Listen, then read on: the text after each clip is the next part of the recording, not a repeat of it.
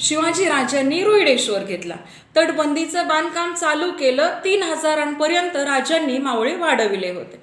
दादोजी कोंडदेव पंत हे सारे पाहत होते.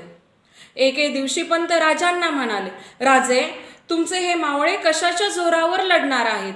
सैन्य फक्त निष्ठेवर लढत नसतं, त्याला पोटही असतं. 36 गावच्या जहागिरीवर हे कसं काय चालणार बरं? या बोलांनी राजे उदास झाले. पंतांचं बरोबर आहे. सैन्याचा खर्च, बांधकाम यांचा ताळमेळ कसा घालायचा या विचाराने राजे उदास होते. ही उदासी, बेचैनी आऊसाहेबांच्या लक्षात आली.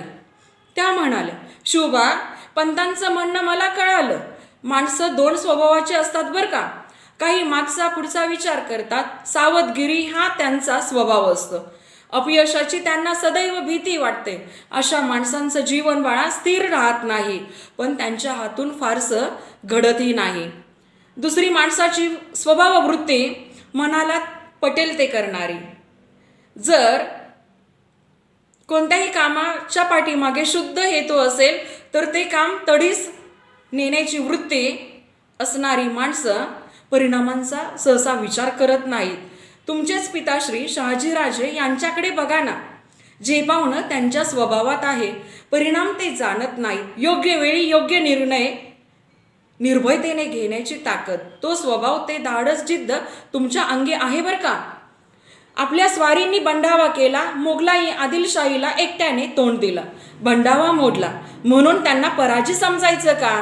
ज्ञानेश्वरांनी गीता मराठीत आणली. त्यांना लोकांनी वाळीत टाकलं. ते पराजित होते का? मग आनंदीत मंदिर कसं उभा राहिलं? अहो, भीतीपोटी माणसाच्या हातून काही घडत नाही. राजे, देवाधर्मावर विश्वास ठेवून कार्य आरंभलं. ते पार करण्याची ताकद, जिद्द, निष्ठा तुमच्यात आहे बरं का. त्या मनात कल्पनेची भीती सुद्धा घालू देऊ नका.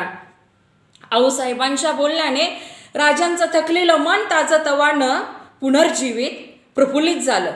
मनातील भीती झटकली. प्रचंड हिंमत बांधली. लक्ष वळले तोरणावर. गाफील किल्लेदार, दुर्लक्षित किल्ल्यावर राजांनी सरळ धडक दिले. तोरणा घेतलाच, पाठोपाठ दुर्जादेवी डोंगर पण घेतला आणि या दोन्ही गडाच्या तटबंदीचं काम झपाट्याने सुरू केलं बरं का.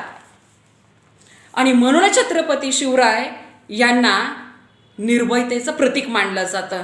अशक्य असं काहीच नाही. ती दिव्य दृष्टी आपल्याकडे असते.